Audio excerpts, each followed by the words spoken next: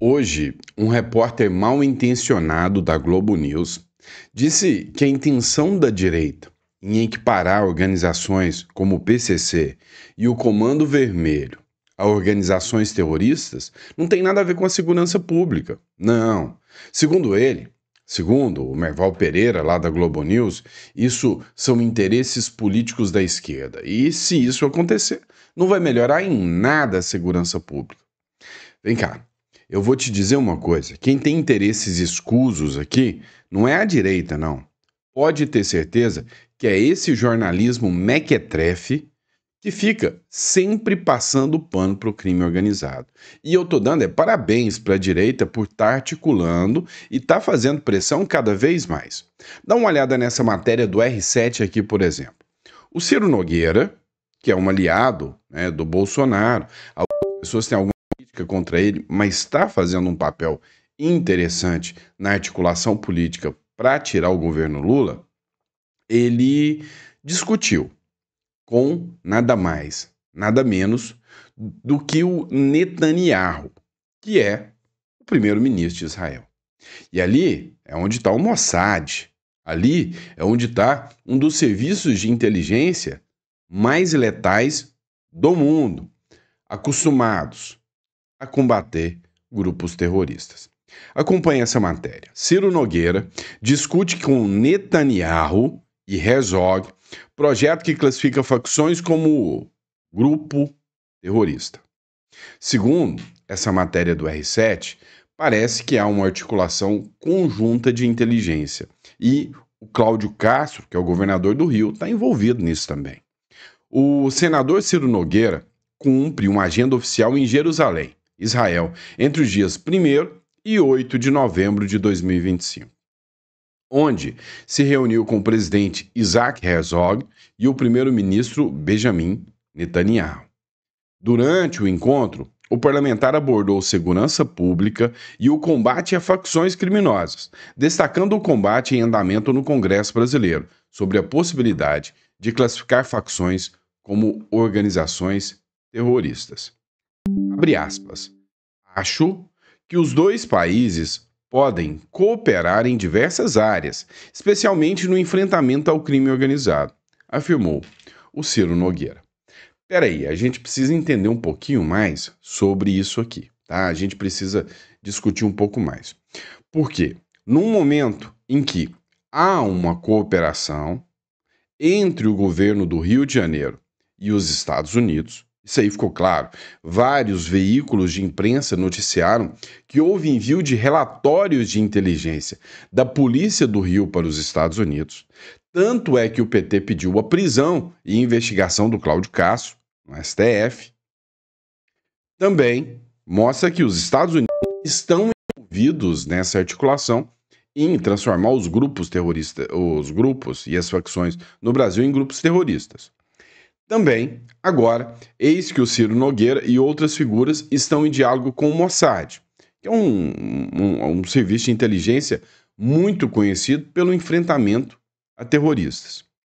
Também, um grupo de senadores sai para El Salvador. El Salvador é onde mora o Nayib Bukele. Nayib Bukele é um presidente que ficou muito conhecido porque ele pegou o país mais violento do mundo, fez um plano anti-facções, tornando-as terroristas, onde conseguiu desarticular uma rede de gangues e colocá-los todos na cadeia.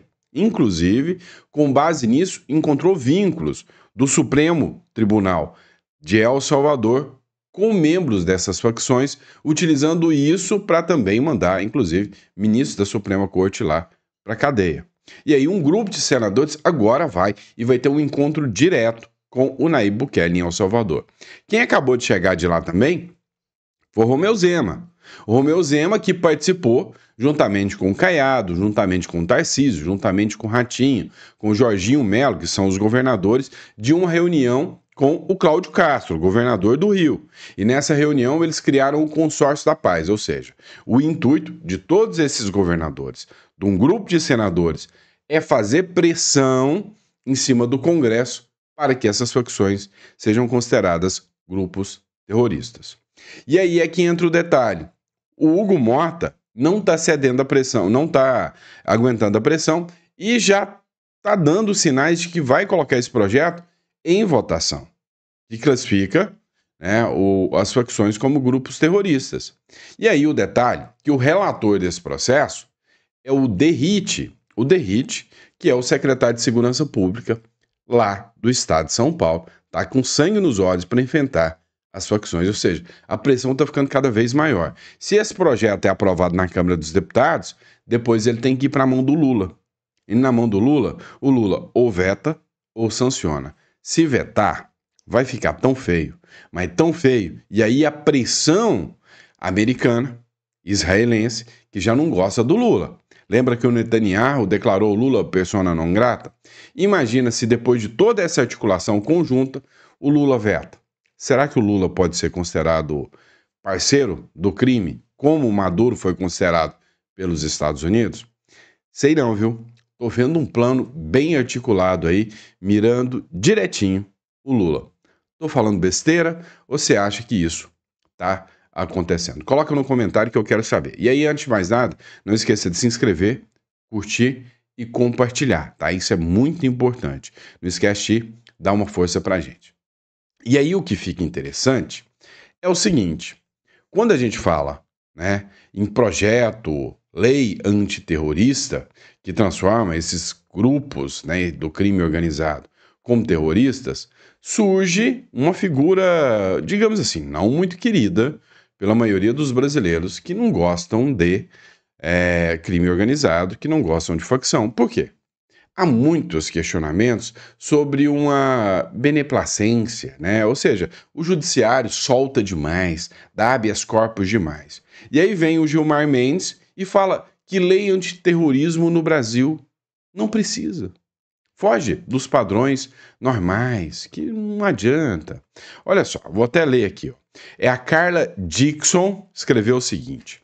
O Gilmar Mendes diz que a lei antiterrorismo não é necessária e que devemos tratar o crime dentro dos padrões normais, ou seja, nós brasileiros temos que nos acostumar com o crime.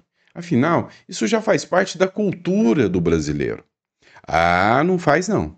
A gente não pode aceitar isso. A gente não pode ser tão capacho assim. Escuta o que falou o Gilmar Mendes, nós vamos ouvir a fala dele e vamos reagir aqui. Não vamos necessitar disto, nós precisamos tratar do crime dentro dos padrões normais da institucionalidade. Então, a mim me parece que há muita bravata em torno desse tema e um excesso de politização, tendo em vista, inclusive, os conflitos que se articulam, os conflitos políticos que se articulam no país. Pois é, excesso de politização. É engraçado, vindo de uma corte que politiza tudo. Politiza tudo. E o pior de tudo é que, para engravatados, de carros blindados, condomínio e segurança armada, é tudo lindo. O difícil é pro pai lá da favela que vê o traficante gostando de uma menina de 10 anos e intimando a família a pegar a menina, senão a família inteira morre. Será que essa família encara isso como padrões normais? Difícil é o vídeo que eu vi hoje. Uma mocinha de 16 anos, linda a mocinha, pedindo, olha, ô Matheus, pelo amor de Deus, não me mata não. Não faz isso comigo não. Eu nunca mais vou negar ele. E aí o outro fala, não, essa menina, nós já temos a ordem, temos que fazer. E aí você só escuta os barulhos dos tiros. Será que essa família, será que o pai dessa menina, que o Matheus, menino bom, lá do tráfico, conversou com ela, com um tiro de 38 na testa, será que a família encara como padrão normal? Pode ter certeza que não. Então, tá passando a hora do Brasil parar de encarar o seguinte, o que é comum no Brasil, comum é aquilo que acontece toda hora, não é normal. Normal não é aceitável dentro de uma democracia e dentro de uma sociedade que minimamente se diz civilizada. Então, minha nota de repúdio e de vergonha à fala do senhor ministro Gilmar Mendes aqui, né? E por falar em Gilmar Mendes, tem outra coisa que ficou até comum, mas não é normal, que é gente ser presa por causa de opiniões políticas, como o caso do 8 de janeiro. Vocês estão sabendo que o Gilmar Mendes foi fazer um evento. O Gilmar Palusa mudou de endereço. Deixou de ser lá em Portugal e agora foi para a Argentina. Mas não escolheu bem, não. A Argentina é aliada dos Estados Unidos, mas teve um evento do Gilmar Palusa lá na Argentina. No evento do Gilmar Palusa, segundo o Danúzio publicou aqui, um réu do 8 de janeiro, refugiado político, interrompeu o evento do Gilmar Mendes do Gilmar Mendes na Argentina, né, nessa quinta-feira.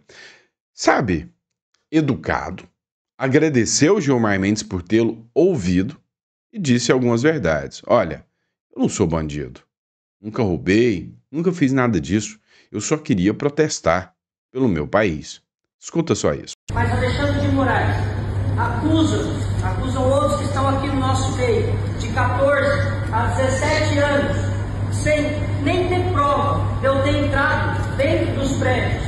Então, senhor Gilmar, agradeço, eu vim aqui para falar isso, aproveitar esse momento que o senhor está na Argentina, para falar que existem pessoas de dentro, no meio do dia 8, sim, e que não cometeram. Então, agradeço por o senhor me ouvir, agradeço a todos vocês que estão em silêncio, porque se eles estão falando em democracia, essa é uma verdadeira democracia, eu poder falar e me expressar. Então, senhor Gilmar, muito obrigado, te agradeço, sou um dos refugiados aqui na Argentina e te agradeço por me receber e por me ouvir. Muito obrigado. Vamos dar sequência aqui ao nosso debate. Pois é, né? É uma vergonha o que aconteceu sobre tudo isso. Agora, vamos falar de outro ponto também que merece críticas.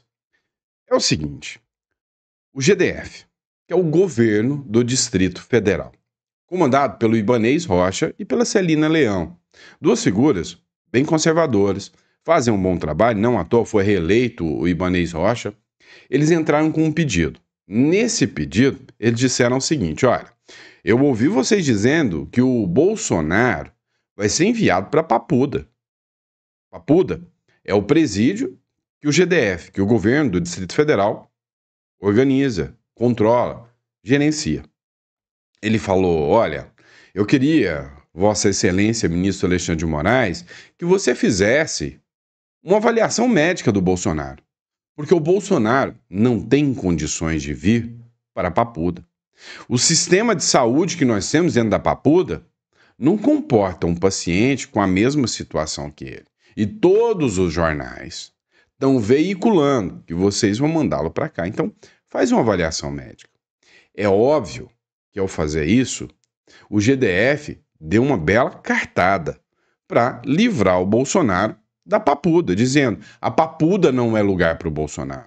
E se qualquer médico minimamente sério for fazer uma avaliação do Bolsonaro, é óbvio que não cabe o Bolsonaro na Papuda.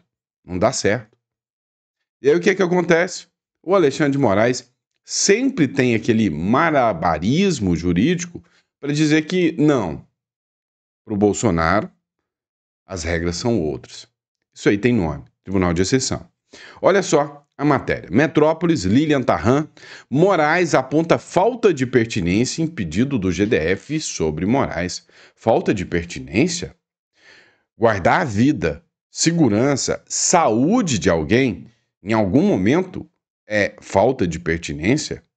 Um órgão prisional dizer que, olha, eu não estou preparado para receber essa pessoa porque eu sei que essa pessoa não está bem de saúde. Isso é falta de pertinência? Eu acho que não. O ministro Alexandre de Moraes, do Supremo Tribunal Federal, apontou a falta de pertinência no pedido da Secretaria de Administração Penitenciária do Distrito Federal, órgão do governo do Distrito Federal, para o ex-presidente Jair Bolsonaro, para que ele passe por uma avaliação médica especializada. Então o Alexandre de Moraes falou, não, isso aqui não vai dar certo. O objetivo da solicitação era verificar o quadro clínico e a compatibilidade com assistência médica e nutricional disponível do complexo penitenciário da Papuda. Moraes, no entanto, retirou o pedido do GDF dos autos da ação penal contra Jair Bolsonaro e mais 7 réus por crime como tentativa de golpe de Estado. Ora, Embora Bolsonaro tenha sido condenado a 27 anos e 3 meses, a primeira turma do STF nem sequer analisou os embargos de declaração da defesa, após a publicação do acórdão da decisão. Realmente, olha que malandragem do governo do Distrito Federal. Por que malandragem? Porque por causa de uma matéria de TV. Ora, uma matéria de TV foi suficiente para fazer o GDF pedir uma avaliação médica do Supremo Tribunal Federal, do Jair Bolsonaro. Engraçado que o próprio Alexandre de Moraes já mandou até prender gente por causa de uma mera matéria jornalística. Agora, não pode o GDF querer resguardar um possível preso, a incolumidade e a saúde desse preso? Pois é, parece que são 2 pesos e 2 medidas. Mas o SBT fez uma publicação aqui muito interessante explicando o porquê que o Alexandre de Moraes rejeitou esse pedido. Só não convenceu. O Moraes, na decisão dele, que foi um despacho ali dentro do processo, ele argumentou que, na verdade, por impertinência, era uma ordem dada para que este documento do governo do Distrito Federal fosse desentranhado. E daí vamos por partes a respeito desse despacho. Porque, primeiro, a impertinência se refere ao fato de que ainda não se está na fase de execução penal, ou seja, de se falar quem vai cumprir a pena, em qual lugar, de que maneira, qual formato, para que então se avalie, de fato, se o Complexo Penitenciário de Brasília, chamado de Complexo da Papuda, tem ou não condições de receber o ex-presidente Jair Bolsonaro diante das necessidades de saúde, nutricionais, médicas, enfim, que ele apresenta. E também não se está em momento até de definir se, de fato, esse é o local para onde o ex-presidente será enviado para cumprir essa pena. Por isso, a impertinência, já que a gente tem amanhã começando o julgamento dos recursos, os primeiros recursos que foram apresentados ao julgamento, a sentença que foi dada a respeito da condenação do ex-presidente a 27 anos e 3 meses de prisão. Então, a gente ainda está em uma fase recursal, não em uma fase de execução de pena. Por isso, o ministro Alexandre de Moraes, relator das ações penais, considerou essa impertinência do pedido do governo do Distrito Federal. Pois é. Que bom que não declarou que foi litigância de má-fé e deu aí 22 milhões de multa no Distrito Federal. Você precisa entender o seguinte, existe um princípio que se chama princípio da dignidade humana, e esse princípio estabelece que a qualquer momento, né, alguém pode pedir pela incolumidade, ou seja, quando há o risco do perecimento, a vida, né, da tutela do Estado, sim, qualquer órgão público pode, inclusive, impetrar até um habeas corpus, se for o caso. Então, um pedido, né, de avaliação médica é pertinente, sim. Tá, mas vamos falar dentro dos critérios técnicos, ou seja, do processo. Poderia o Alexandre de Moraes falar que ainda está em fase de recurso e que não é o momento? Pode. Beleza. O recurso vai ser julgado. E o recurso vai ser negado. E o Moraes vai pedir para o Bolsonaro ir para a Papuda. O GDF tem que fazer o pedido de novo. É simples assim. Ou seja, tá certo o GDF, tá? Em tentar buscar aí a incolumidade, né? Resguardar a incolumidade do presidente, né? Ex-presidente Bolsonaro, tá bom? Ficou clara essa matéria para vocês? Deu para entender direitinho, pessoal, né? A questão técnica aí do Alexandre de Moraes? Se sim, coloca no comentário. E aí, para o Moraes, que disse, né, que não ia colocar o Bolsonaro na Papuda, parece que não é o que a mídia está falando, toda a mídia está falando o contrário. Moraes ignora os exames médicos e vai colocar Bolsonaro na Papuda. Ou seja, não é uma matéria de jornais, são várias matérias de jornais que confirmaram, aquelas meninas do Zap que ficam conversando com os ministros do STF, confirmaram que o Bolsonaro vai para a Papuda. Dá uma olhada. Exatamente, Sadi. O ministro Alexandre de Moraes, ele proferiu uma decisão a respeito de um pedido que foi feito pelo governo do Distrito Federal ontem para verificar, ter uma avaliação médica para verificar a compatibilidade de Jair Bolsonaro para ver se ele poderia cumprir pena na prisão da Papuda. E o ministro Alexandre de Moraes deu uma decisão hoje a respeito desse pedido que foi feito pelo GDF ontem. Ele disse que não era o momento adequado para poder se apresentar esse pedido, pedido, que não era pertinente esse pedido nesse momento e determinou a retirada dessa solicitação da ação penal. Não está claro ainda se ainda vai ser analisado no futuro esse pedido, ou se realmente foi retirado de vez, se o GDF terá que reapresentar um novo pedido nesse sentido, se eles quiserem fazer então, solicitar essa avaliação médica de Jair Bolsonaro. Uma coisa que a reportagem falou aqui, falou com maestria, é essa questão do não está claro se ele vai avaliar em outro momento, se o GDF terá que refazer. E o que está marcando muito as decisões do Alexandre de Moraes, do ministro, inclusive, não à toa foram apresentados os embargos, é a falta de clareza nas suas decisões. Ou seja, uma falta de clareza até proposital. Mas vamos lá. Você deve ter visto, ontem o Samuel Fernandes, nosso parceiro aqui do canal, fez o quarto editorial. No quarto editorial, ele falou sobre o prefeito Manga, de Sorocaba, que foi afastado das suas funções. Hoje, o Manga fez um vídeo explicando as questões sobre o afastamento dele. Vale a pena a gente ouvir para entender esse absurdo aqui. Acompanha comigo. Recebi a notícia de que estou sendo afastado por 180 dias do cargo de prefeito de Sorocaba. A Justiça Federal afastou o prefeito de Sorocaba, Rodrigo Manga, por 6 meses. Por causa de uma investigação de 2021. A Justiça Federal afastou o prefeito de Sorocaba, Rodrigo Manga, por 6 meses. Por causa de uma investigação de 2021. Pois é, pessoal, travando aqui. Não sei o motivo pelo qual começou a travar, tá?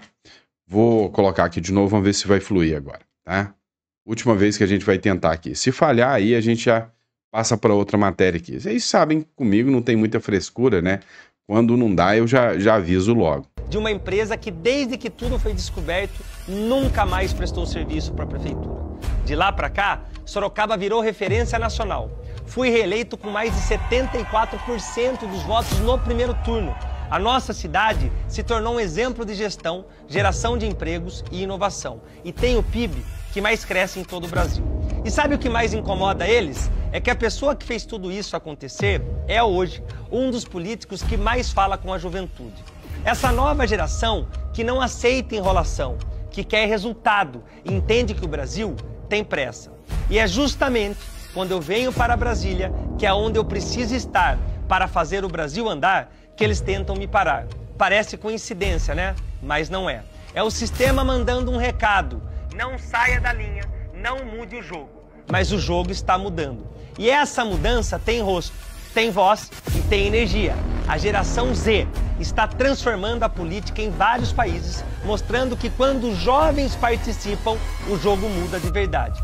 Eu respeito a decisão judicial, confio na justiça e tenho certeza que isso será revertido quanto antes. Mas nada disso muda o que já começou.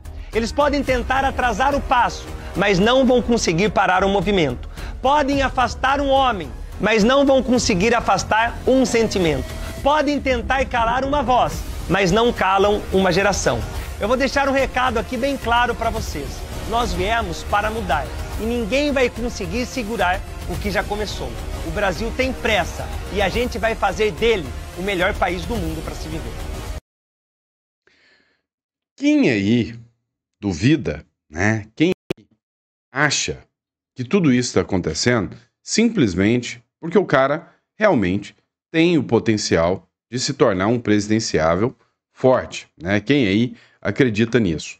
Eu sei que tem, tá? A grande questão é que ele tem um discurso que, sabe, levanta multidões. E entenda, ele pode não ser o presidente da República, mas ele pode ser o governador do estado, ele pode ser um senador, mas antes de mais nada, ele é um incômodo para o sistema. E o sistema já deixou muito claro, se você é um incômodo para mim, é fácil, com uma caneta eu tiro você da jogada. É por isso que eu falo muito sobre o caso do Eduardo Bolsonaro, que lançou sua pré-candidatura ontem. Será que a candidatura vai até o final? Será que o sistema deixa? Vamos ser sinceros aqui. Pouco provável. Mas olha só, achei muito interessante, tá? Do professor aqui, professor Marcelo Bruggen, ele fez uma análise sobre a retirada e a cassação do Manga. Faz o L.